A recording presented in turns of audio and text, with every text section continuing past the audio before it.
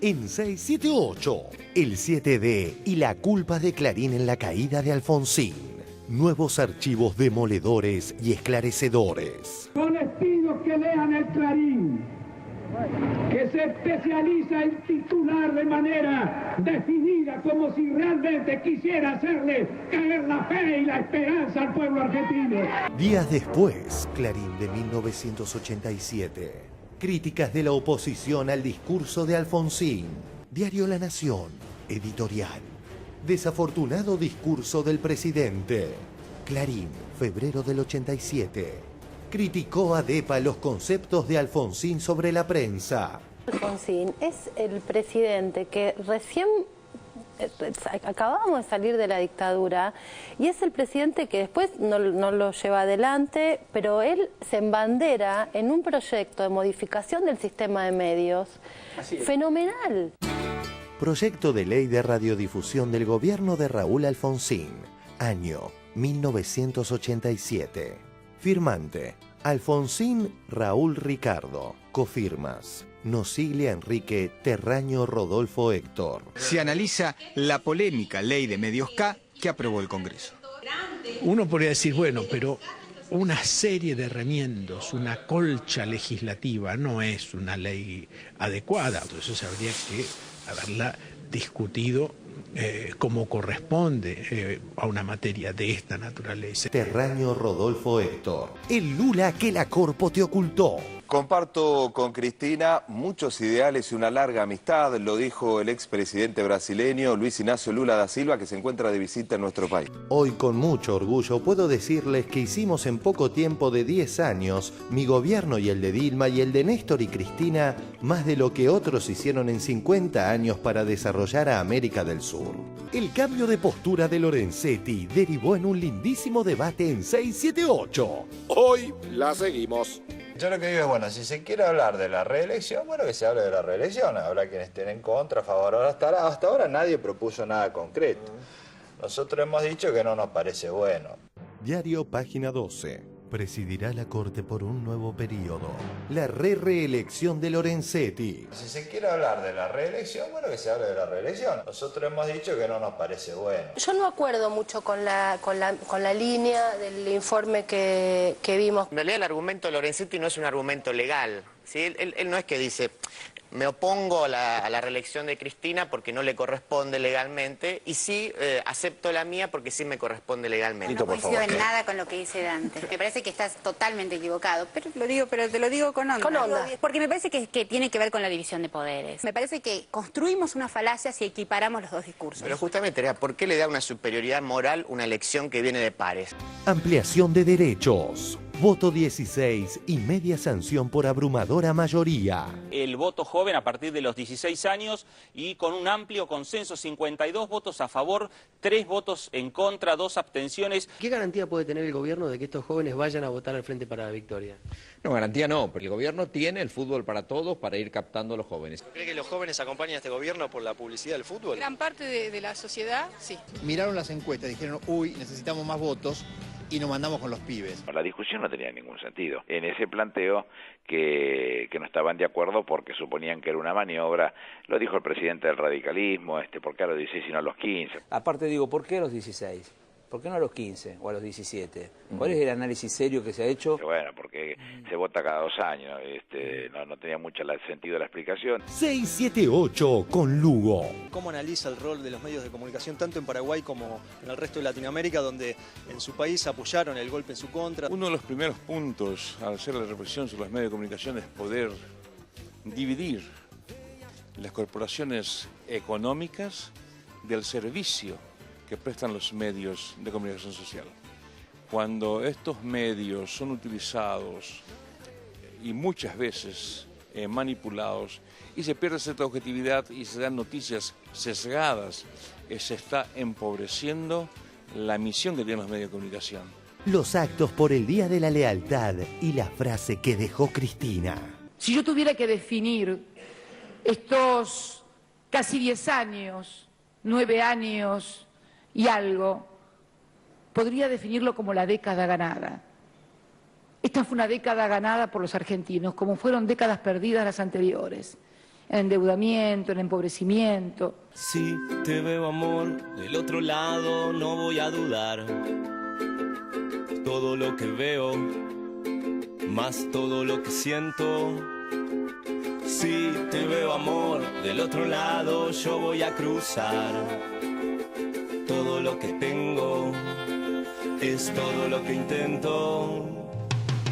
Un carnaval, un río bravo, una calle en contramano, un hospital abandonado, la oscuridad.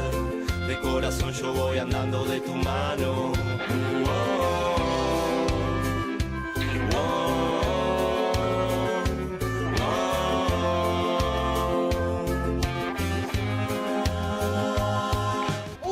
Otro día de fabulosas noticias. Un ejemplo para aprender.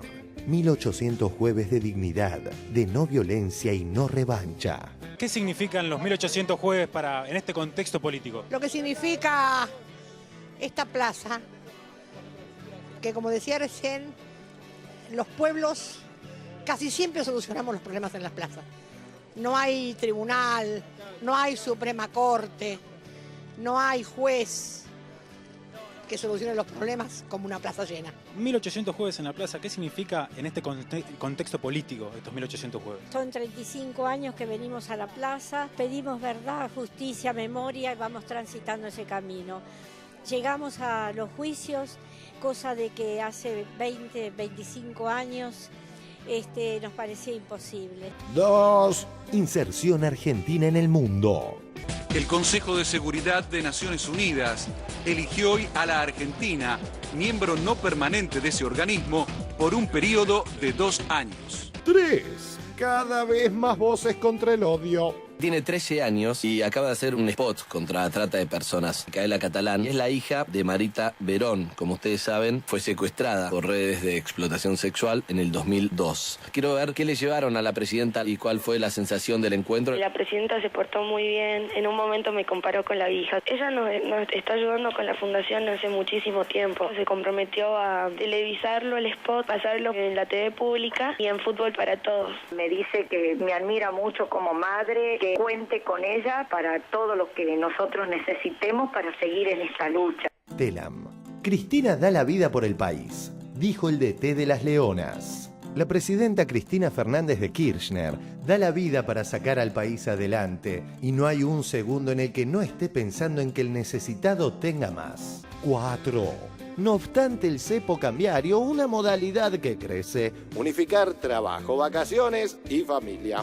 Diario Crónica de hoy. Micheli volvió de sus vacaciones yanquis. El sindicalista opositor iba a pasar unos días en Miami con su familia tras un congreso en Nueva York, pero canceló el plan. Todo un viajero VIP. El último miércoles, luego de dar su discurso al frente de la CTA, Pablo Micheli fue al sector VIP de Migraciones de Argentina. Es para viajeros frecuentes. Es un sistema que permite evitar ser visto en las largas colas de los turistas que salen de Ezeiza, por lo que lo usan sindicalistas y políticos que salen del país. 5. Otro jueves musical que promete. Nos visita Peteco Carabajal.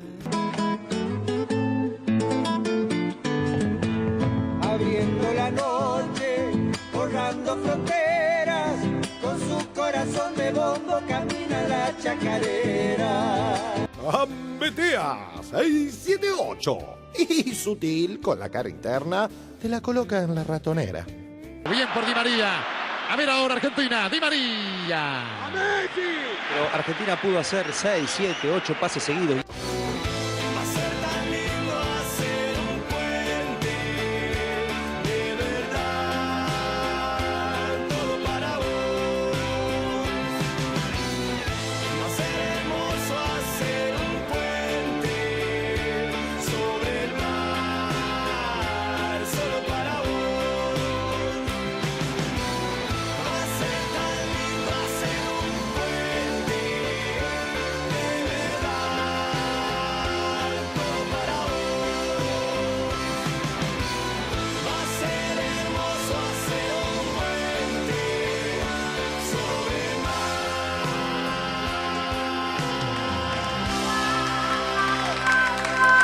Si te veo, amor, del otro lado no voy a dudar. Muy buenas noches, bienvenidos aquí a 678. Le mandamos un abrazo a las madres, 1800 ruedas por la plaza, así que un beso a todas ellas de parte de todos nosotros. Muy buenas noches, amigos. Vamos a terminar acá discusiones que quedaron truncas. Yo me corro, cualquier cosa. No, Moca también va a estar. Déjamela a ella, la quiero lejos. Nora se suma. Yo me sumo. Quiero a todos adentro. Hoy nos visita Julián Domínguez, que es el presidente de la Cámara de Diputados de la Nación. Muchísimas gracias por estar aquí con nosotros. Gracias. Bienvenido. Gracias. Está el intendente de mi pueblo, Mauricio Barriento, ahí, así que... Aplausos. ¿De qué pueblo? De Chacabuco. Presidente de Chacabuco. El intendente.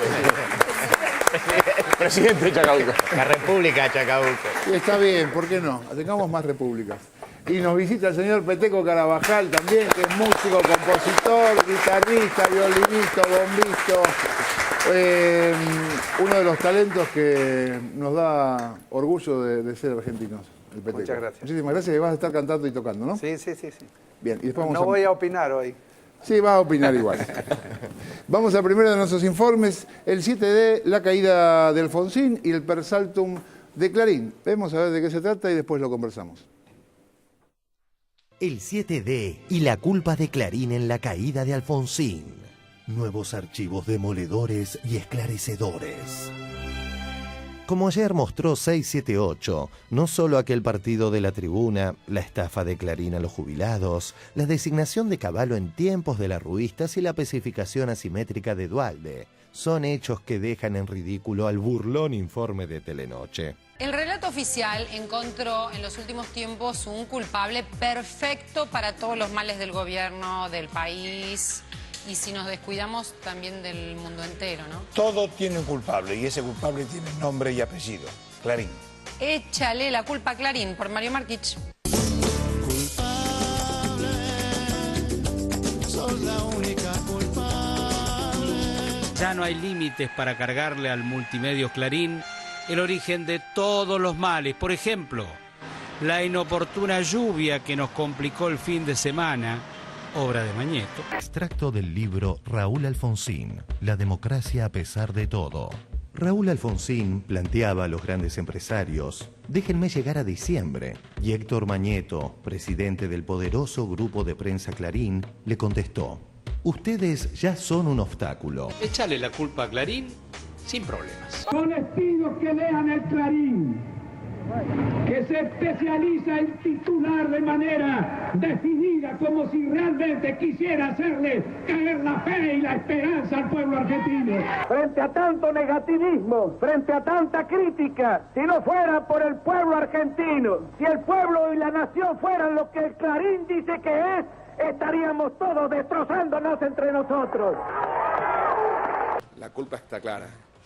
Basta, Clarín, en serio, basta. La culpabilidad de Clarín en la caída de Alfonsín se ve sustentada por nuevos archivos demoledores y esclarecedores, como este que verán referido al proyecto de ley de radiodifusión firmado por el propio Alfonsín, Nosiglia y el hoy clarinista Terraño.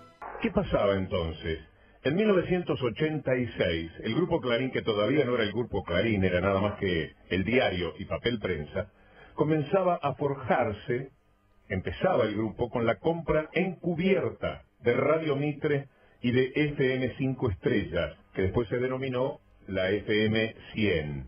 En esa época, esta incursión de Clarín en la compra de Radio Mitre estaba atada a la promesa supuesta de Raúl Alfonsín de otorgarle la licencia, derogando el artículo 45 de la Ley de Radiodifusión, que prohibía que un medio gráfico fuese dueño de radios o de canales de televisión.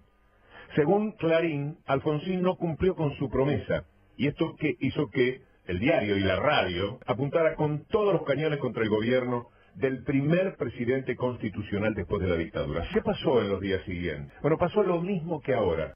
Diario Clarín, febrero de 1987. Duro ataque de Alfonsín a la oposición. Clarín de 1987. Críticas de la oposición al discurso de Alfonsín. Clarín, febrero del 87.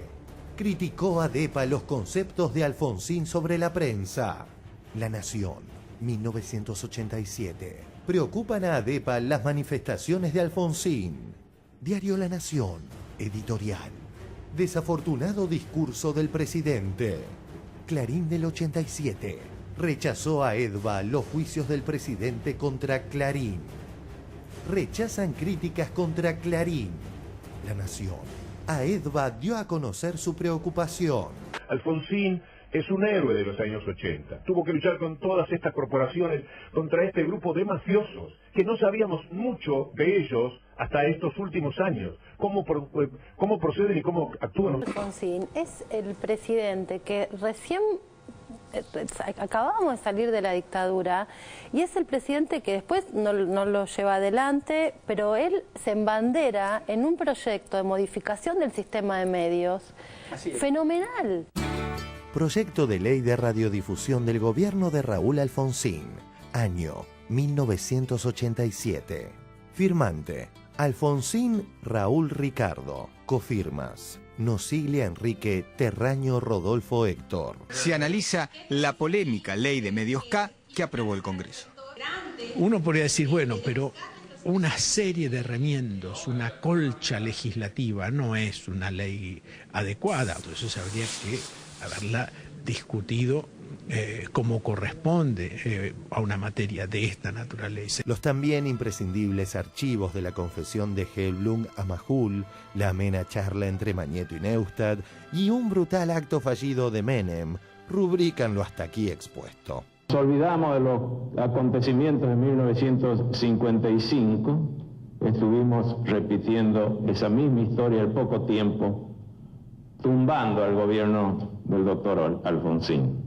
Tumbando al gobierno del doctor Alfonsín. Rondísimo. Son radicales los dos. Cuénteme un poco, ¿qué sensación ahora que ya están en poder casi de Canal 3? Es la primera privatización importante que se ha hecho en el país. Y lo hacen al principio, no al final. Y lo hicieron al principio del gobierno y no al final. Esto está demostrando un convencimiento en los sectores de poder de que es el camino correcto. La anécdota Menem-Mañeto, sí. Discutían el tema de, bueno, Menem le concedió Canal 13 a Clarín y todo eso. Entonces parece que Menem en medio de la discusión le dice a Mañeto, lo que pasa es que usted lo que quiere es mi puesto. ¿Usted quiere ser presidente? Usted quiere ser presidente. Contestó Mañeto, puesto menor. Puesto menor. Échale la culpa a Clarín sin problemas. Por todo esto y justo tras el Día de la Lealtad, suena desleal la postura del ala radical de Aguad, absolutamente militante de los intereses de Clarín, e inexplicable esta contradicción. Maniobra acá en la magistratura, el kirchnerismo intenta imponer una jueza en el juzgado que trata la ley de medios. La candidata es María Lorena Gagliardi. Nosotros creemos que ese concurso está sospechado de todas maneras. Concurso. Sí. En este concurso 258, hay que decir, se anotaron 24 personas. Se deben analizar los antecedentes de los postulantes, el currículum. Dicha tarea la realiza un miembro de la comisión de selección, que para esta oportunidad fue el consejero Aguad, que dirá sobre la postulante Gagliardi, resulta relevante su formación, vocación y visión para el desempeño de los cargos concursados y su exposición concreta respecto de todos los temas vinculados al fuero sobre los que fue interrogada, su vinculación con la ética y su valor como política de Estado, en consonancia con los principios que se sostiene por la justicia. Por lo dicho, postulamos su reposicionamiento al 6º lugar del orden de mérito, porque estaba séptima y la pasaron al 6º lugar. Con todo lo que he leído, escúchenlo a Aguad ahora.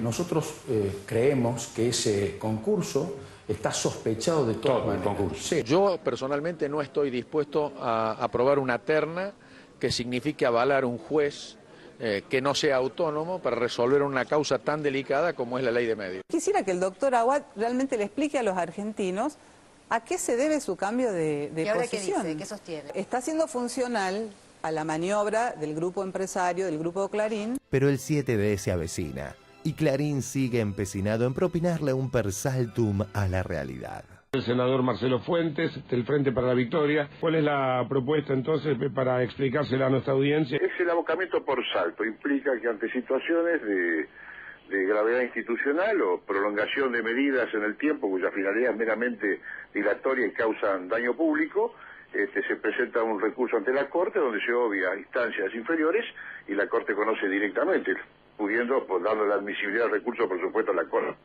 O lo admite o no lo admite, esto es sencillo. Esto último que usted menciona es muy importante. La Corte no se ve forzada, sino que ahí tiene la posibilidad. La Corte de Justicia de la Nación podrá rechazar recursos sin más trámite si no se observa prima facie todos los requisitos para su procedencia. Esa es una de las posibilidades, que la Corte rechace. Continúan las presiones desde el Gobierno Nacional por la designación de jueces. Exactamente, le van a apurar el per saltum. El gobierno va por un per saltum para presionar a la Corte. La fuerte presión que está ejerciendo el gobierno sobre la justicia, pero sobre todo ahora sobre la Corte Suprema. Per saltum para ir directamente a la Corte. Presionan al Congreso, presionan a la justicia. Esto no significa ningún factor de presión. Estamos hablando de casos de gravedad institucional. ¿Qué mejor que intervenga en estos temas de gravedad institucional una Corte proba, una Corte que tiene indudablemente demostrado en los hechos independencia de criterio como para poder resolver este tipo de cuestiones? Pregunta final. ¿Quién tiene la culpa, Santillán, de tantas presiones e intromisiones en el Poder Judicial? Échale la culpa a Clarín.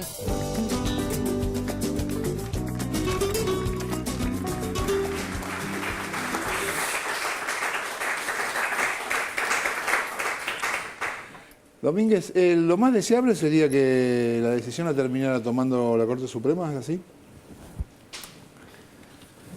Lo que propuso el senador Pichetto y otros senadores sobre la reglamentación del per saltum, básicamente es quitarle la arbitrariedad a este recurso para que a partir de ahora esté reglamentado en forma de ley. Me causaba gracia cuando decían o lo comparaban con el per saltum de los años 90. El per saltum de los años 90, y por eso fue presentado el proyecto de ley por el entonces senadora Cristina Fernández de Kirchner, estaba vinculado a que las causas sobre las privatizaciones caían en juzgado, que a instancias de que no sean juzgados, la Corte se abocaba. La idea, en ese momento, la propuesta y el proyecto de reglamentación era darle transparencia al procedimiento, darle criterios objetivos, visibilidad clara al conjunto de la sociedad argentina. La propuesta del senador Pichetto y el resto de senadores que ayer presentó en el Senado el tema, obedece a estas razones, darle claridad, darle objetividad, hacer del per saltum la reglamentación por ley, con lo cual va a dotar a la justicia de todos los instrumentos objetivos y va a dejar de estar a instancia de la arbitrariedad del Poder Judicial. Por eso nosotros queremos que rápidamente esto se resuelva y la Corte tiene que resolver sobre el particular. Y ¿cuál es el gran desafío que tenemos por delante? Que todos podamos ser juzgados en igualdad ante la ley. Lo peor que le puede pasar a la sociedad argentina es que la sociedad argentina perciba que los grupos poderosos no se allanan al cumplimiento de la ley, que tienen instrumentos o caminos procesales por los cuales son tratados de manera diferente, un vecino común a un grupo económico por más poderoso que sea. Y este es el compromiso que nosotros tenemos con la República. La República supone eso, que somos todos iguales ante la ley. Y cuando el Congreso actúa la representación de la soberanía del pueblo de la nación. Y este tema de la ley de medios es un tema que viene desde lejos. Ya Alfonsín, pero antes de Alfonsín, también se planteaba la necesidad de que no se condicione de los medios de comunicación a la democracia. Una de las condiciones que tuvo la democracia estos 30 años fue la fuertísima presión periodística de los medios de comunicación que distorsionaban la verdad. Y hoy realmente es una apuesta de la República, porque además está claramente visible, todo se discute a la luz del día. ¿Cuál ha sido la ventaja de estos años de democracia? La ventaja de esta década es que todo se discute no ya a puerta cerrada, sino se discute de cara al conjunto de la sociedad. Y este ha pasado a ser un debate trascendental, no por la finalidad en sí misma, sino por la certeza de la igualdad de todo el pueblo argentino ante la ley. ¿Moca? Sí, uno ve algunas escenas que pasan en TN y parece que estuviéramos discutiendo la ley de medios. Por ejemplo, no se tuvo oportunidad de escucharlo a Julio Bárbaro diciendo, pero esto es una ley contra Clarín. ya no tiene ningún sentido, ninguna importancia, ninguna significación discutir la ley. La ley fue aprobada con amplias mayorías, no solamente con los votos del oficialismo, sino con votos de otras bancadas, hace 3 años. Y de lo que se está discutiendo es de lo que uno podría llamar el último reducto de la presión de las corporaciones para evitar el peso de la democracia sobre sus intereses, que es la justicia. No se puede hablar de presiones sobre la justicia, porque la justicia está en medio del temporal. A la justicia no la pone el gobierno en medio del temporal. A la justicia la pone en medio del temporal. El hecho de que la línea de las cautelares, que justamente es lo que va a poder enfrentar esta cuestión del per saltum, hace que la ley que se aprueba se termine no aplicando por medio de una judicialización. La judicialización es la muerte de la política. Y el responsable, en este caso, central de la judicialización, tiene nombre y apellido, es el señor Mañeto y el Grupo Clarín. Peteco, ¿cómo vas viviendo estos días previos al 7 de diciembre con estas cosas, con Clarín? ¿Te acordabas de esto de Alfonsín? Sí, me acordaba, bueno, porque lo he visto en otros informes aquí también en el programa y bueno, yo como ciudadano común de este país deseo que se ponga en plena vigencia la ley de medios y que Clarín o el grupo Clarín, el grupo económico Clarín, deje de ser ese poderoso intocable, pero simplemente por una cuestión de aceptar la ley, nada más. Como ha dicho Julián, en igualdad como cualquier vecino del país. Ahora, ¿puedo decir algo? Sí, por supuesto. Acá se ha intoxicado tanto la opinión pública. El eje central es, ¿por qué Clarín tiene que tener un tratamiento diferenciado a cualquier argentino en el cumplimiento de la ley? ¿Acaso a la República no nos avergüenza que hace 3 años no podamos hacer que se allane el cumplimiento de la ley? Me parece que aquí se le ataca a la República, aquí se ataca el corazón de la centralidad de la democracia. Entonces, creo que todo lo demás confunde a la gente, porque el Consejo de la Magistratura, per saltum, reglamentación, es bastante complejo, es para el mundo del derecho. Lo que tiene que quedar claro es que acá hay una ley aprobada por los mecanismos constitucionales que prevé la República y hay un grupo económico que está decidido a no cumplir la ley y utilizar todos los argumentos, a confundir la opinión pública para que eso no se haga efectivo. Entonces, los hombres de la democracia tenemos la responsabilidad de luchar y soñar con una Argentina de iguales. De esto se trata. Después busquemos todos los caminos en los cuales se ha desarrollado esta batalla judicial, que utiliza además instrumentos poderosísimos de poder económico para dar esta pelea. Cualquier ciudadano, cualquier vecino no tendría derecho a tamaña dispositivo jurídico para defender sus derechos. Entonces, los hombres que somos elegidos por el pueblo tenemos la obligación de pelear por la causa de la República. No es un caso en particular, no es una ley en particular, es garantizarle a la sociedad argentina que todos somos iguales ante la ley. Y hay un sector de la justicia que ayuda a esta cuestión. Eso es Clarín y un sector de la justicia que sigue completamente dispuesto a avenirse a las políticas del Grupo Clarín. Bueno, vamos a seguir discutiendo sobre esto porque, ¿no? Pues bueno, me han dado tiempo, llegó. Tiempo. Bueno, no, 2 cositas. Primero, con respecto al poder de los medios y a lo que fue la discusión durante el alfonsinismo, si ustedes se acuerdan también, los que tienen algunos años, y creo que en esta mesa, excepto Dante, todos nos vamos a acordar, del senador radical Ricardo Laferrier, que en su momento había presentado, era un joven de la coordinadora radical, que tuvo el atrevimiento de presentar un proyecto de ley para regular el derecho a réplica. Bueno, le costó su carrera política. Nunca más apareció en ningún acto, en nada que supusiera exposición pública publicado en el diario Clarín. Y otra cosa con respecto a la distinta vara con la que se mide a Clarín y con la que desde los programas de TN, de debate político, plantean la discusión sobre la ley de medios. Otro día veía un programa donde le preguntaban a un especialista, supuestamente, bueno, ¿qué pasaba con todos los grupos mediáticos que no se adecuan a la ley? ¿Por qué se tiene que adecuar Clarín si los otros no se adecuan? En realidad, el mecanismo, supuestamente ellos están defendiendo la institucionalidad. De lo que ha hablado acá reiteradamente Martín Sabatella es que se van a tener que adecuar todos los grupos. Es decir, Vila Manzano, el grupo de Cristóbal López, el grupo de Spolsky, los distintos grupos que no tienen el poder abrumador de Clarín. Pero la lógica es, si los otros transgreden, yo tengo derecho a transgredir. No es que yo, digamos, siguiendo esa lógica, deberían ser, bueno, nosotros somos los más poderosos, cumplamos la ley, entonces todos se van a tener que adecuar a la ley. Claro. Bueno, ahora sí, después seguimos porque este informe tiene que ver con lo mismo. El presidente de la Corte Suprema, Lorenzetti, la reelección y el debate aquí en 678. Lo vemos. El cambio de postura de Lorenzetti derivó en un lindísimo debate en 678. Y así fue. Este es un extracto del informe que la cada día más vapuleada producción de 678 puso anoche al aire. Informe 678 ayer.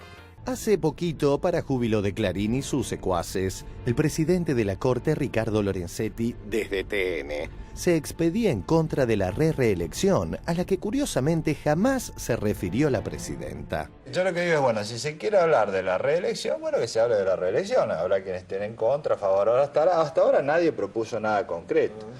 Nosotros hemos dicho que no nos parece bueno. Es saludable la evolución en el pensamiento de quienes ocupan lugares tan trascendentes para la República. Un mes más tarde, Lorenzetti cambió y se mostró a favor de los mandatos de largo alcance. Diario Página 12. Presidirá la Corte por un nuevo periodo. La reelección de Lorenzetti.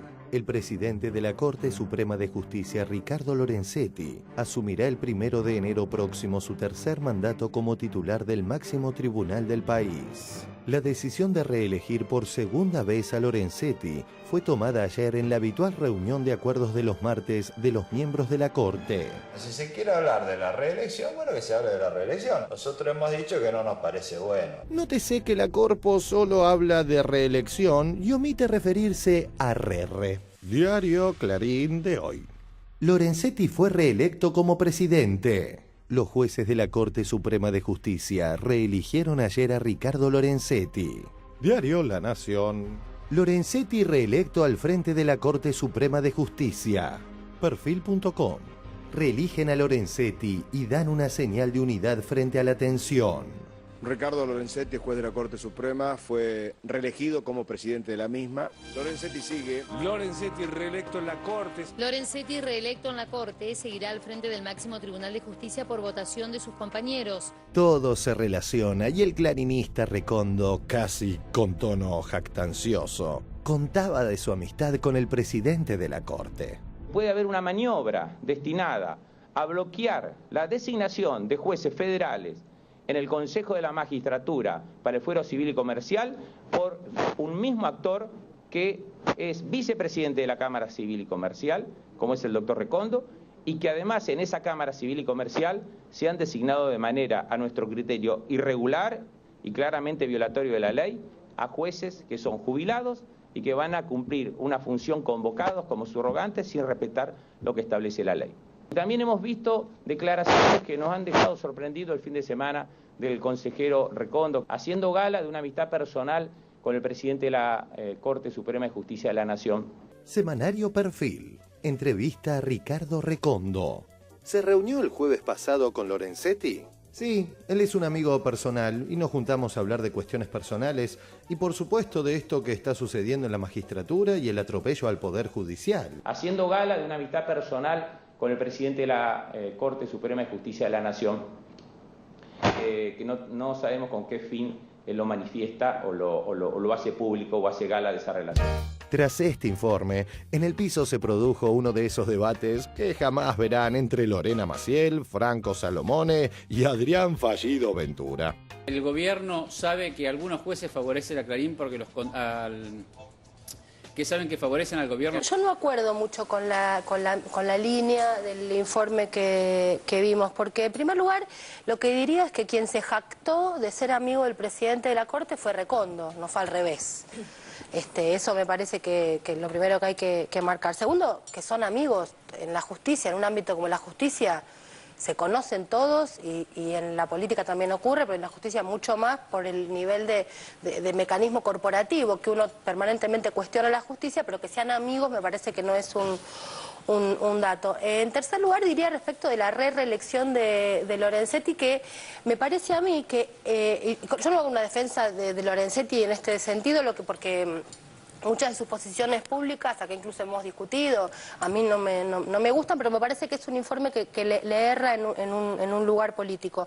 Lo que quiero decir es que incluso él, digamos, teniendo una postura respecto de lo que dice la Constitución de la RE, podría decir que no está de acuerdo y él asumir que puede hacerlo porque él está habilitado. O sea, son dos cosas distintas. Y lo último, que me parece que estamos como en una anécdota en el informe, porque Clarín a veces nos invade a todos cuando uno lee. La presentación de hoy de lo que supuestamente dijo la Corte de la Nación y de Clarín es absolutamente caprichosa, porque para mí es una presión a la Corte, porque lo que ellos dicen es la Corte no le hizo caso al gobierno, no aceptó las presiones del gobierno. Cuando en realidad, cuando uno habla con algunos que entienden un poquitito más que la tontería del título, lo que dicen es: lo llamó a Recondo para llamarlo, digamos, lo convocó la Corte para llamarlo al orden, a que no haga cualquier cosa. Lo que supuestamente la Corte les dijo fue: este juzgado que no tiene juez, probablemente no tenga de aquí hasta el 7 de diciembre. Eso es una información fundamental. ¿Qué quiere decir que no va a tener un juez de aquí al 7 de diciembre? Que no va a haber una sentencia respecto de la constitucionalidad o inconstitucionalidad. Nos quedamos un poco como en esta cosa medio anecdotaria sin ver lo que la Corte hizo ayer. Yo leo eso, me parece que el informe la pifia, digamos, en quedarse como en algo menor. Yo estoy de acuerdo que no fue Lorenzetti el que dijo me encontré con Recondo, pero me parece que Lorenzetti seguramente debía estar al tanto, que Recondo iba a decir que estuvieron en una reunión y hoy en todo caso, más allá de la amistad, me parece que Lorenzetti tendría que hablar con sus amigos y decir, mira, hay momentos donde este tipo de acciones son gestos. ¿no? Son gestos, claramente.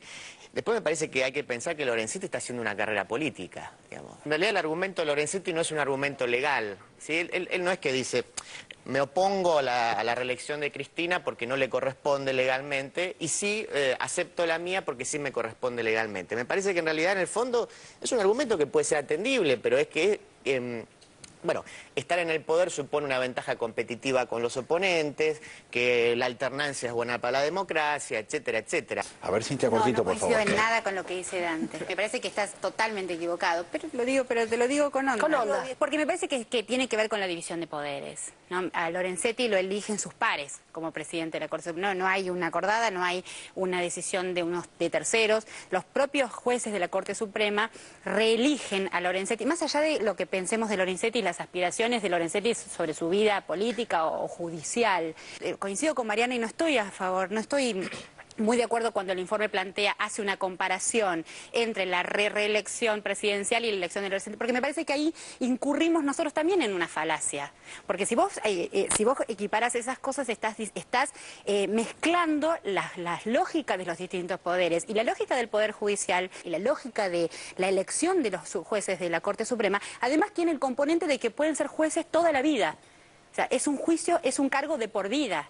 Y además lo eligen sus pares. Probablemente lo elijan porque no haya otro mejor, ponele. Pero, digamos, me parece que construimos una falacia si equiparamos los dos discursos. Pero justamente, ¿por qué le da una superioridad moral una elección que viene de pares? O sea, parecería que entonces, si son elegidos por pares, esa elección es superior a una elección de toda la ciudadanía. Son cosas diferentes. Por si a alguien le importa, por amplia mayoría la producción, que ya ha perdido con creces la ingenuidad, acuerda con la postura del joven filósofo filo-kirchnerista.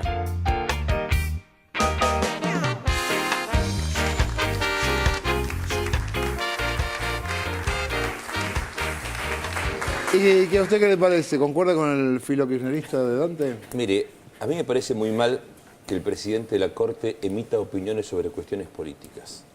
Esa no es su función. Se lo eligió para que administre justicia y garantice la igualdad de todos los ciudadanos ante la ley. Entonces yo no comparto desde el vamos que el presidente de la Corte hable a través de opiniones. Él tiene que hablar a través de la sentencia. Esta es mi opinión y mi convencimiento. Como creo que tenemos que garantizar la misma igualdad ante la ley, tenemos que garantizar la actitud y la responsabilidad de la investidura constitucional que tiene el presidente de la Corte. Segundo, como yo no comparto que el presidente de la Corte emita opiniones sobre cuestiones que son de naturaleza política, tampoco voy a emitir yo, como cabeza de un poder, una opinión sobre los mecanismos que institucionalmente tiene aprobado el Poder Judicial. Me parece que para el conjunto de la sociedad para el que estamos nosotros reclamando igualdad ante la ley, cada uno debe ocuparse de la responsabilidad que le ha conferido la República. Por lo tanto, yo no voy a caer en la tentación de emitir una opinión política sobre la cabeza institucional de otro poder. No corresponde, porque creemos realmente en la independencia del Poder Judicial. Cuando el Poder Judicial no fue independiente a los argentinos, nos fue muy mal. Nos costó 30.000 desaparecidos, nos costó un Estado de Derecho donde la mayoría del pueblo argentino se le privó el acceso a la justicia. Y hoy nuestra lucha es por la libertad y por la igualdad. Entonces, en función de esa lucha, donde exigimos que todos seamos iguales ante la ley, me parece que esta discusión, por de pronto, y es mi opinión personal, no ayuda a esclarecer absolutamente nada al conjunto de la sociedad argentina. Yo no comparto que el presidente de la Corte emita opiniones sobre la política, ni emita opiniones en su carácter. Si quiere hacerlo, tiene que hacerlo desde otro lugar. Y me parece que esa va a ser una actitud republicana que el país le va a hacer muy bien en momentos donde estamos discutiendo cómo hacemos para que los poderosos estén en pie de igualdad con el conjunto del pueblo argentino ante la ley. Yo entendí. Cintia. Sí, yo creo que sigo pensando que firmemente que la producción está equivocada con este informe, porque además me parece que mezcla los temas de la reelección, ¿no? O sea, la opinión de Lorenzetti sobre la elección presidencial puede ser cuestionable, como dice el diputado Domínguez, o no, según que yo en este momento estoy pensando en opiniones de Raúl Zaffaroni sobre derecho penal, sobre la imputabilidad de menores, sobre distintos procesos jurídicos, y los hemos avalado con creces y porque adherimos a esos planteos. Entonces, ¿qué pasa cuando un juez hace esas opiniones sobre procesos a los que no adherimos, ¿no? Entonces me parece que ahí nos tenemos que preguntar nosotros con qué vara miramos a la situación. Ahora, dicho esto, me parece que el mecanismo de reelección del proceso de la Corte es válido, es legítimo, es legal y no tiene que entrar en discusión. La comparación de los dos procesos me parece que, digamos, ensucia el planteo. Y están pasando cosas trascendentales, están pasando cosas muy importantes. Por ejemplo, el juzgado justamente que estaban vacantes y con subrogancias a los que se hizo todo el cuestionamiento y el pedido del ministro Alac, la Corte reaccionó efectivamente llamando a los consejeros y la novedad de esta tarde es que hay un juez para ese juzgado, que la Cámara Civil con la vicepresidencia de Recondo se abstiene de firmar, pero la Cámara elige a un juez que es el doctor Horacio Alfonso en el juzgado número 1 en lo civil y comercial que interviene sobre esta ley. Sobre si la Corte tiene que opinar o no, claro, obviamente que me parece claro que no, pero los jueces hablan, digamos, más allá de que lo que nos parezca a nosotros, y el tema es cómo se tergiversa esas declaraciones. Por ejemplo, Lorenzetti habló en estas horas, ante un cónclave de jueces, y seguramente va a haber una tergiversación de sus palabras, porque él dijo, mirá lo que dijo, ¿qué significa que un poder judicial sea independiente en el mundo de hoy? Se pregunta Lorenzetti en la reunión de jueces. Dice, porque claro, como la independencia, como todo concepto, es variable de acuerdo a las circunstancias históricas. No es la misma independencia la que se le requería a los jueces frente al rey de Inglaterra que la que tiene hoy.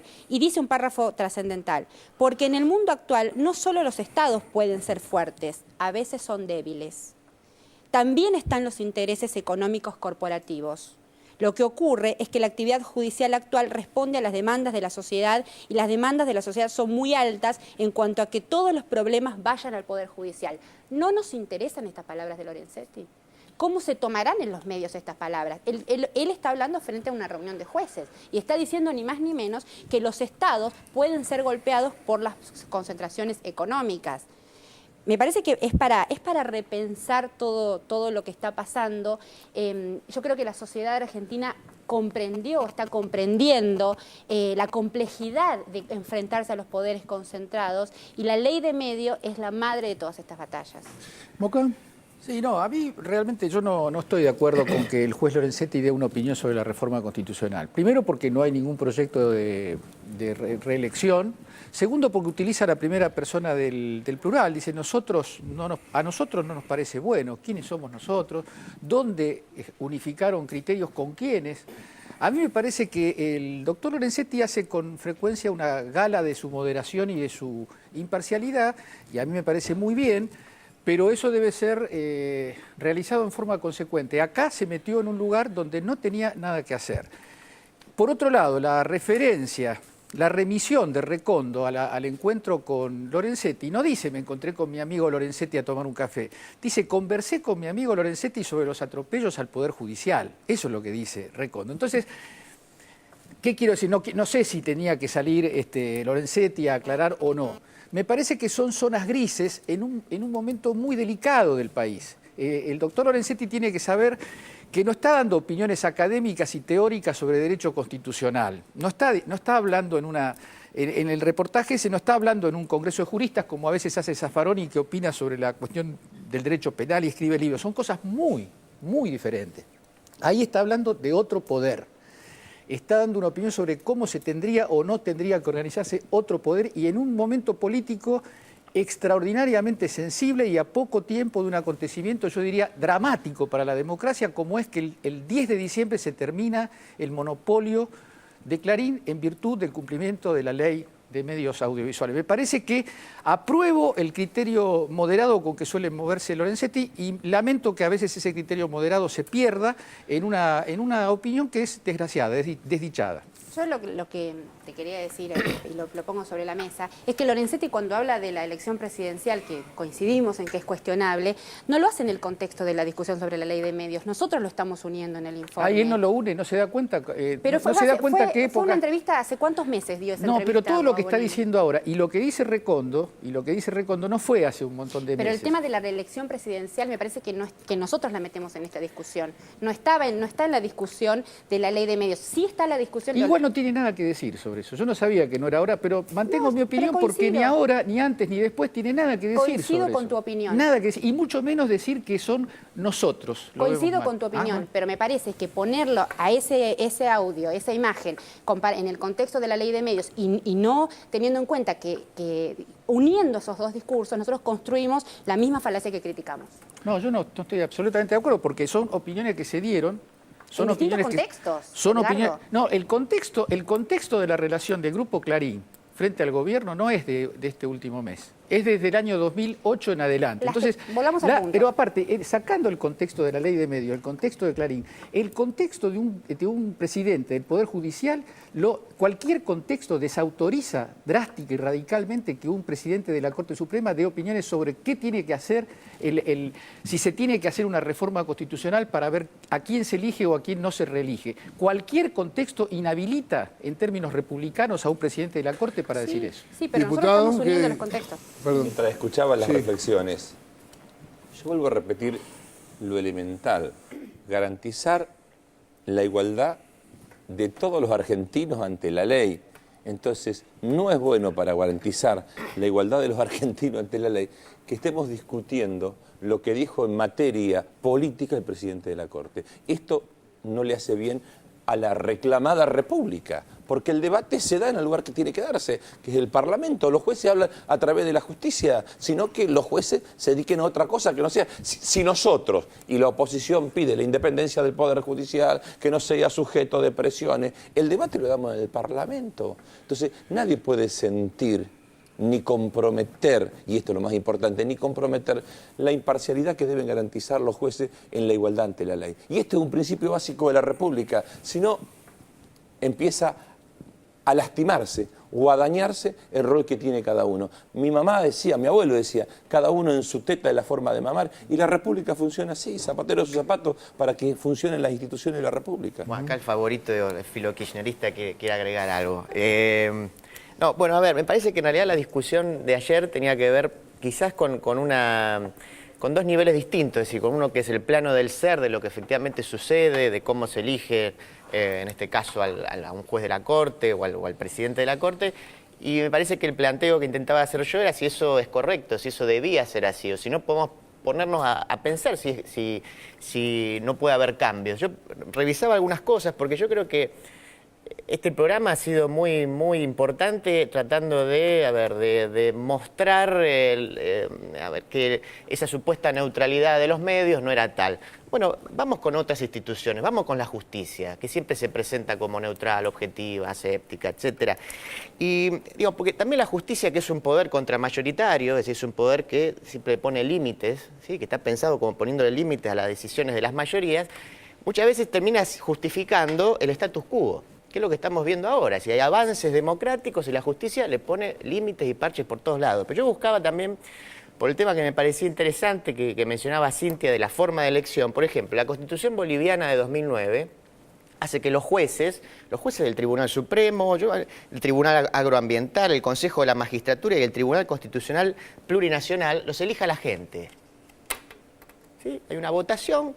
De hecho, está lo que serían las cámaras determinan los candidatos y la gente va a las urnas, tiene una nómina, jueces o candidatos a jueces que no pueden hacer campaña y no pertenecen a ningún partido político, pero la gente va y dice, para este consejo yo quiero este, para este consejo quiero otro. Y es más, si alguno me dice, bueno, estás mencionando un caso muy puntual de un país del tercer mundo como el de la Argentina. No, en Estados Unidos varía en los diferentes estados, pero también hay mecanismos por los cuales es la gente la que toma las decisiones, no en caso de jueces del ámbito penal, ¿sí? Que ahí sería probablemente más controvertido. Imaginemos una campaña de alguien que quiere ser votado, ¿no? Es decir, mi ley es la más dura, etcétera. Pero por eso, para los cargos más políticos de los jueces, existen instancias donde son refrendados por el voto popular.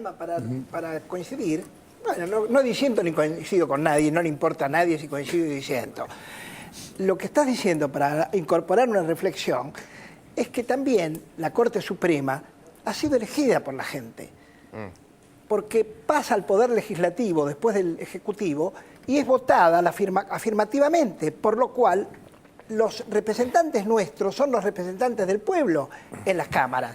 Por lo cual, de algún modo, y estoy favoreciendo en este caso la elección de la Corte Suprema, más allá de las opiniones puntuales que acaban de decir.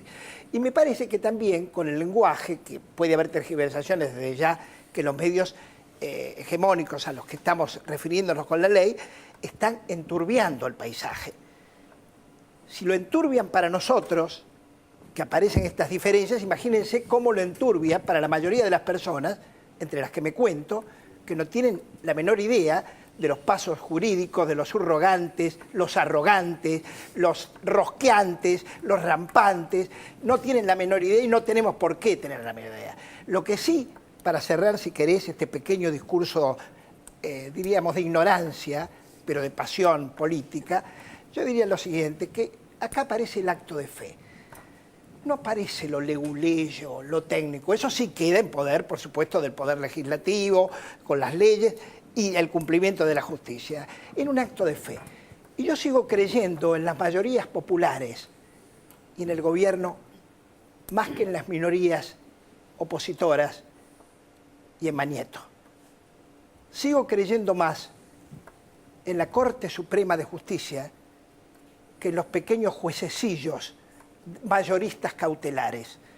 Y sigo creyendo más en 678, en Radio Nacional, en la Presidenta de la Nación, en la cadena nacional, que en Mañeto y en los medios hegemónicos. Y en La Nata y en TN. Para complementar lo que dice Orlando en un minuto, perdón. Porque es que justamente el tema lo que muestra ahí es que lo que hace falta es un control popular que venga de algún modo. Yo te proponía este caso donde la gente vota directamente y otra es la que dice Orlando también, donde la gente indirectamente es la que elige a través de sus representantes, ¿no? Pero digo, así que me parece que, que ahí hay un punto... hay un punto central que es la participación de algún modo u otro y una forma de control, porque justamente cuando hoy se dice que el per saltum que va a utilizar el gobierno es un per saltum menemista, lo que no se dice es que cuando el menemismo hacía eso, la Corte era adicta. Era una corte. Una corte cooptada. Una corte cooptada. Entonces ese per saltum le garantizaba al menemismo que se iba a tomar la decisión que ellos querían. Chicos, que no es este caso. Necesito que se callen un segundo porque quiero darle la palabra a Nora.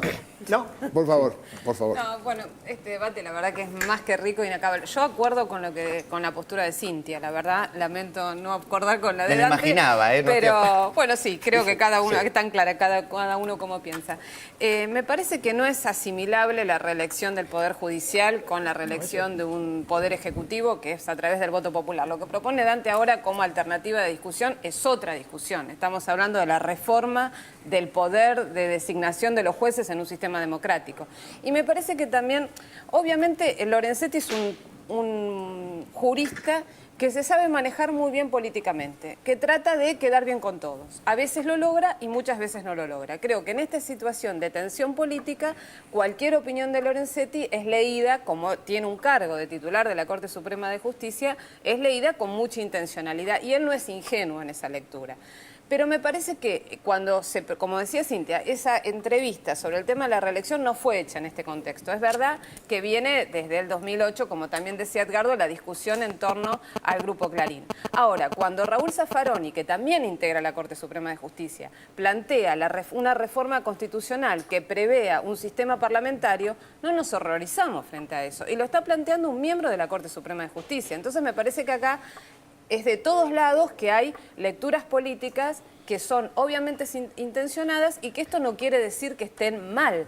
Lo que me parece que hay que sincerar este debate. Y es esta Corte Suprema de Justicia también la que, digamos, limitó la aplicación de los recursos de amparo para que el 7 de diciembre se empiece a aplicar la ley de servicios de comunicación audiovisual y todos los grupos se tengan que adecuar al plan de desinversión para cumplir con los límites de licencia. Entonces me parece que eso tampoco lo podemos. Eso no está en discusión, es un fallo que está en vigencia, ¿no? Y a favor, Sí, perdón. A ver, perdón, Moca. Perdón. Una aclaración. Yo también creo, no lo dije antes, lo digo ahora, no creo que tenga nada que ver la reelección de Lorenzetti con la reelección del presidente. Absolutamente nada que ver, en eso hay un problema en el que yo también difiero con el informe. Pero tomo lo que dice Nora porque me parece que es para un debate muy, muy interesante.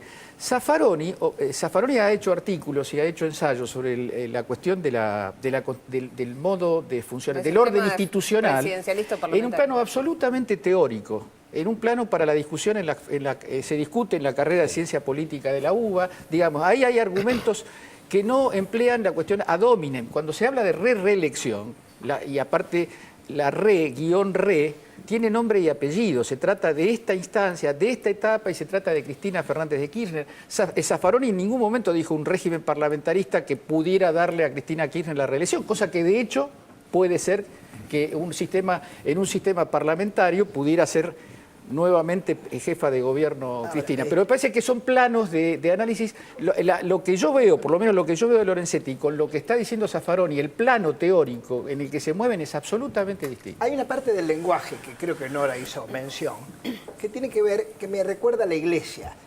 Cuando habla generalmente un gran obispo, un cardenal, tiene un lenguaje, yo iba a decir ambiguo, pero tiene abstracción, conceptualización, que permite ser leído desde distintos ángulos.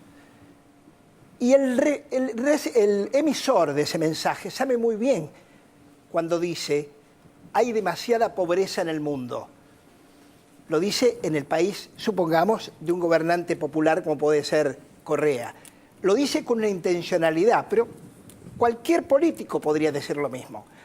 Cuando habla alguien de la Corte, también usa, y estamos hablando de este personaje, en todo caso de este representante, habla también con un lenguaje que permite ser leído desde la corporación mediática a favor y desde la oposición, desde el lado del gobierno, en contra. Esto por un lado. Y para cerrar otra vez mi pequeño discurso, digo que ya que estoy creyente y simbolista, diría el día 7 es considerado en todas las grandes religiones y culturas del mundo, pueden averiguarlo. No, más allá de la quiniela, del tarot, de todas esas, no tonterías, cuestiones que hay, se considera el 7 el día perfecto. Por eso nací yo. 7 son los planetas, 7 las plagas de Egipto, 7 los días de la creación, contando el día de descanso. 7 los colores del arco iris. 7 los pétalos de la rosa perfecta que cultivaban los chinos. Varones, tengo que hacer un... es el día perfecto, no discutamos más. Tengo que hacer un corte acá en Canal 7, por favor. Una línea. Una línea. Una línea para aportar a este debate. El fallo de la Corte Suprema, que lo firman los jueces de la Corte Suprema y que establece que el 7 de diciembre el Grupo Clarín tiene que adecuarse, está firmado también por Lorenzetti como presidente. El único juez de la Corte Suprema que vota en disidencia con respecto al plazo es Petraqui. Julián Domínguez, diputado, muchísimas gracias por habernos acompañado. Muchas gracias. Esperamos verlo pronto. Nosotros nos vamos, ojo, está acá Peteco Carabajal, que no abrió la boca. Hay que cuidar la voz. Hay que cuidar la voz. Ahora va a abrir. No han tocado mi tema todavía. No, el tema de Peteco va a estar cantando Peteco Carabajal. Ya venimos, hagamos un corte y nos vemos.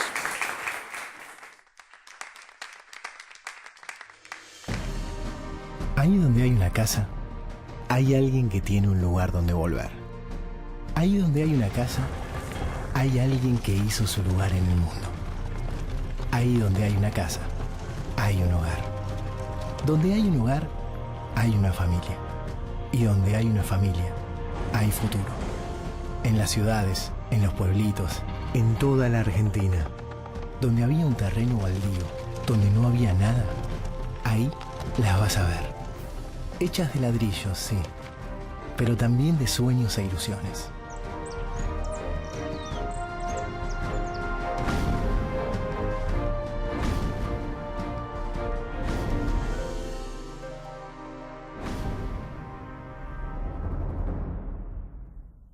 Suenan tambores con fuerza y libertad, con las voces del pueblo se unen al cantar. Es una estrella en América del Sur, es un faro en la noche que guía con su luz.